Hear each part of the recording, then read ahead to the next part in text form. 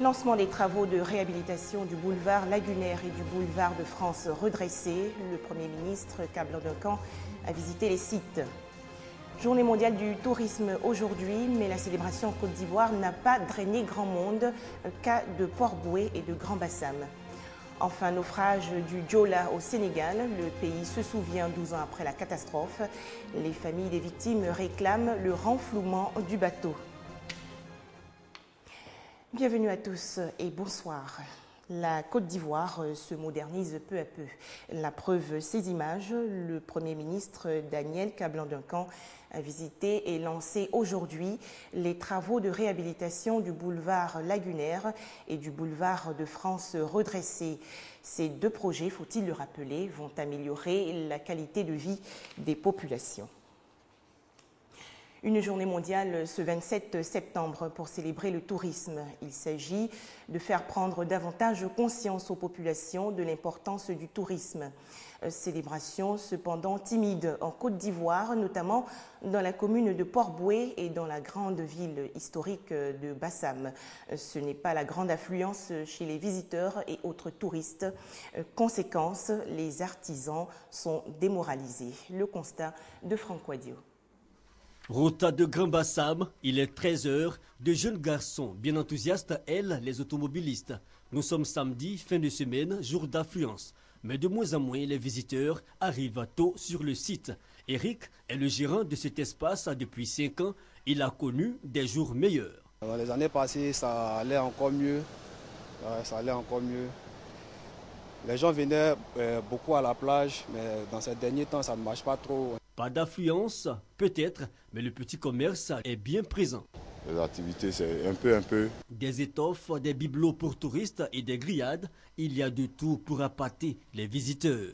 Faire les gambas, poulet, langoustes, à peu près tout quoi. Tout le monde vient, il y a poisson aussi. Vers un autre espace, quelques mètres plus loin, il est 14 h. Ici, quelques touristes présents. Comme aujourd'hui même, c'est l'anniversaire de ma petite fille. J'étais venu pour fêter ici avec ma famille. Chaque dimanche, on vient d'ici, on passe la journée ici. Ça me plaît, nous. En famille ou en villégiature, certains ne se privent pas pour se changer les idées et emporter quelques souvenirs. Pour les artisans installés le long de la voie, on alterne le bon et le moins bon. Avant, ça allait plus mieux que ça. Mais actuellement, ça va. On arrive à sa sortie. Ça varie. Ça va de 1000 francs à X prix. Voilà. C'est dans le domaine de l'art, il n'y a pas un prix fixe. Ambiance des jours ordinaires donc, ce 27 septembre, date de la journée mondiale du tourisme. Sur cet espace, il n'y a pas longtemps de cela encore, épicentre de l'activité touristique à Abidjan. Une autre célébration dans cette édition, c'est la fête des ignames en pays baoulé. Elle marque la consommation officielle du tubercule sacré. Le peuple baoulé de Daoukro a initié la première édition de l'Anania, un moment de retrouvailles et d'échanges. Les explications de Grace Kando.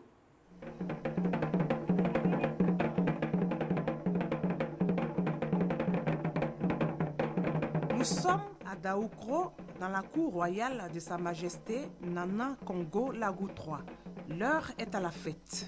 La célébration de l'Ignam commence par une cérémonie de libation. On implore les ancêtres pour leur assistance et bénédiction.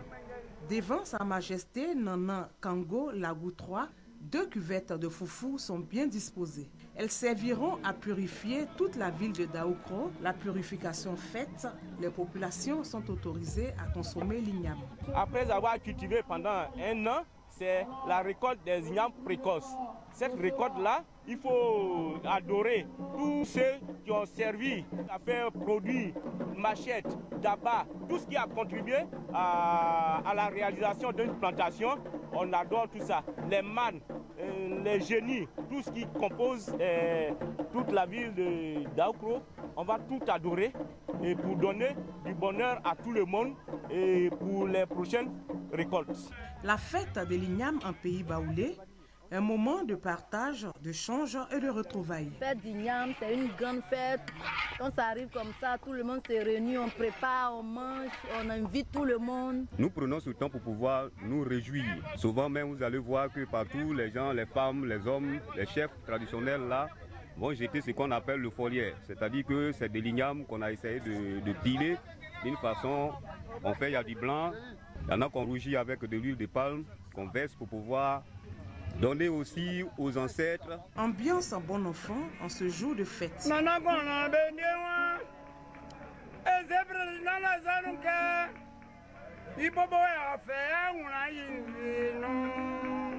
le peuple baoulé de Daouko, la fête de l'igname est un héritage ancestral à pérenniser.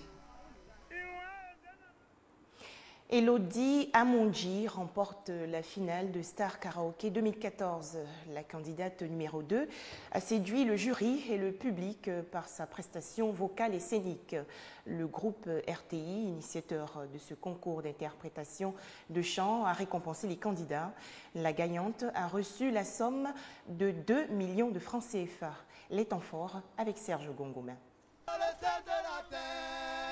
Entamée il y a 2 mois, l'édition 2014 de Star Karaoke s'est achevée dans la nuit de ce vendredi 26 septembre. Cette émission produite par la radiodiffusion télévision ivoirienne RTI a vu la participation de 16 candidats. 4 ont été retenus pour cette finale. Il s'agit de Daniel, Star 1, Elodie, Star 2, Sébastien, Star 3 et Roselyne, Star 4. Le morceau imposé Taxi Sougnon de l'artiste ivoirien Baïs Pinto et des chants au choix ont été savamment interprétés par ces candidats.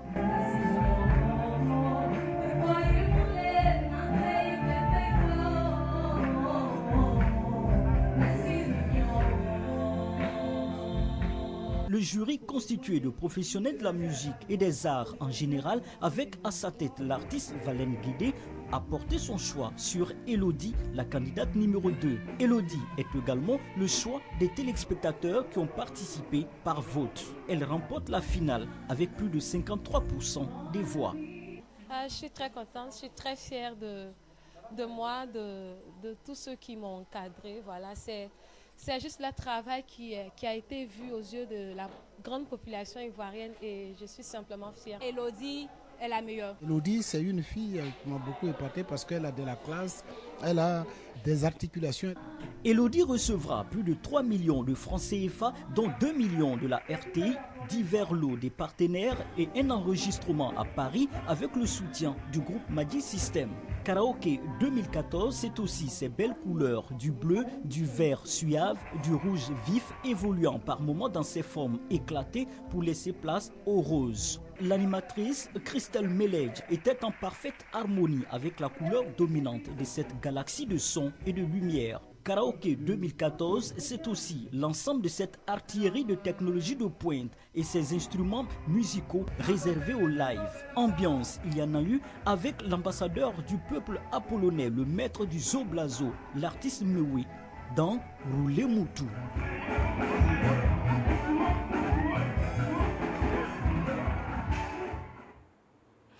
La filière cola, une manne providentielle pour la Côte d'Ivoire, le pays étant le premier exportateur avec environ 100 000 tonnes par an. Cependant, que de difficultés, notamment le coût élevé des plantes pépinières, les problèmes de commercialisation et autres raquettes. C'est donc pour s'imprégner des réalités du terrain que le directeur du commerce, Kaladji Fadiga, a rencontré les acteurs du secteur à Anyama. Le financement d'un marché sous-régional de la cola dans la commune d'Anyama et l'instauration d'un système de conservation. Ce sont là quelques doléances présentées par les acteurs de la filière au directeur général du commerce, représentant le ministre de tutelle, Jean-Louis Billon. Regroupés au sein de la Fédération nationale des commerçants professionnels et acteurs de la filière cola, ils entendent insuffler un dynamisme nouveau à leur secteur d'activité. Des doléances qui ont trouvé oreille attentive, le représentant du ministre du Commerce a réaffirmé l'engagement du gouvernement à valoriser le secteur.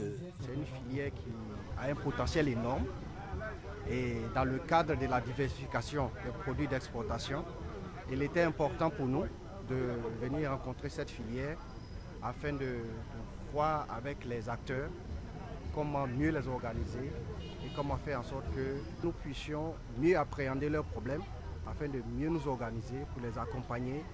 Chaque année, la Côte d'Ivoire produit 100 000 tonnes de noix de cola pour un chiffre d'affaires estimé à plus de 100 milliards de francs CFA. Une organisation s'avère alors nécessaire pour sortir cette mine d'or de l'informel. C'était un commentaire de Franck Quadio.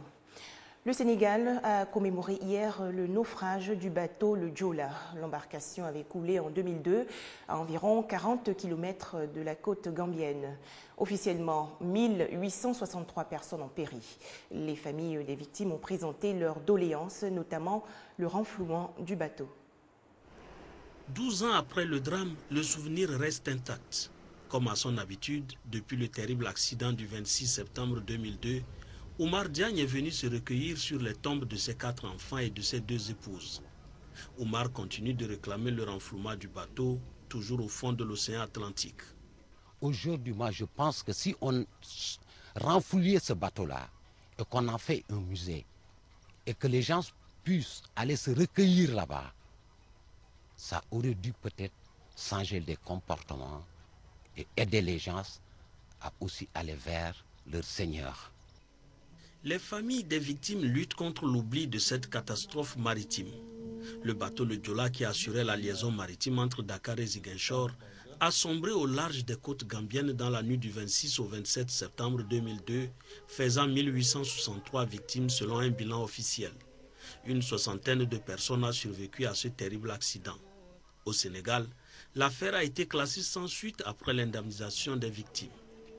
On perd 2000 et quelques personnes, dans des conditions que tout le monde connaît. Un bateau qui n'était pas bon que l'État, dont l'État est propriétaire, l'a mis en mer. Un accident arrive, les autorités sont au courant. 12 heures après, ils interviennent. Même les gens comme Ali Eder sont arrivés avant l'État. J'ai dit c'est grave, pour non-assistance à personne en danger, pour 2000 et quelques victimes. On refuse d'ouvrir une enquête. Il y a une affaire judiciaire en France qui suit son cours, qui traîne, un peu trop à notre goût bien sûr, mais bon. Et puis ici au Sénégal, toutes les doléances qui ont été faites par l'ensemble des familles de victimes, le renflouement du bateau, retrouver les effets personnels, etc., sont des choses qui n'ont jamais été réalisées. Le souvenir de ce drame rappelle toujours aux familles des victimes leurs doléances restées sans suite. Aux premières heures de l'accident, l'État du Sénégal avait reconnu sa responsabilité et avait payé des indemnités aux familles des victimes. Depuis quelques années, le gouvernement alloue également aux orphelins des victimes âgés de moins de 18 ans 25 000 francs CFA par mois. Grogne en République démocratique du Congo. Plus de 2000 personnes ont manifesté aujourd'hui à Kinshasa contre l'intention prêtée au président Joseph Kabila de modifier la Constitution pour se maintenir au pouvoir. En France, c'est l'hommage des musulmans à Hervé Gourdel, l'otage français assassiné en Algérie par des djihadistes liés à l'État islamique. Les musulmans de France se sont réunis pour dire non à la barbarie. Médias et cordons de police autour de la Grande Mosquée de Paris. La prière du vendredi a rarement attiré autant de monde. Des musulmans, mais aussi des membres d'autres confessions venus se recueillir et rendre hommage à Hervé Gourdel, assassiné en Algérie par des djihadistes liés au groupe État islamique. Des hommes et des femmes venus dire que de tels actes ne peuvent être commis en leur nom et au nom de l'islam. Moi, je suis algérien et j'ai honte de ce que ces personnes qui vivent en Algérie, qu'est-ce qu'ils ont fait? Et ils ont montré une image de l'Algérie et des musulmans qui n'est pas du tout ça. Ça nous met tous dans le même sac, sachant qu'on n'est pas dans le même sac. Crainte de la stigmatisation, les personnes rassemblées ici ne veulent pas être victimes d'amalgame à l'heure où l'extrême droite prospère sur le rejet de l'islam. Vouloir vivre ensemble en France est déjà fragile. Il y a une montée du Front National. Ce genre d'acte barbare, ça vaut plus que 300 000 manifestations du Front National. Devant cette grande mosquée construite en hommage aux musulmans morts pendant la Première Guerre mondiale, la foule a observé une minute de silence. 10 organisations représentant la plus grande communauté musulmane d'Europe ont signé un appel condamnant les agissements de l'État islamique. Ces ignobles comportements ne représentant rien, mais ne représentant rien, l'islam et en aucune façon ni l'islam de France, ni les musulmans de France. Mais tout le monde n'était pas à l'unisson. Certains dans la foule estiment que les musulmans n'ont pas à se justifier. La question que je pose, quand on demande aux musulmans de se justifier, la question c'est quoi? Est-ce que nos concitoyens qui ne sont pas de confession musulmane auraient des doutes sur notre humanité? Comment peut-on poser la question à des êtres humains qui sont une partie intégrante de cette société s'ils sont touchés par la mort d'un homme? Tous, évidemment, sont touchés. La plupart sont venus par solidarité avec Hervé Gourdel et non pour se justifier. Voilà, merci d'être resté en notre compagnie sur RTI2 et à demain, 19h30.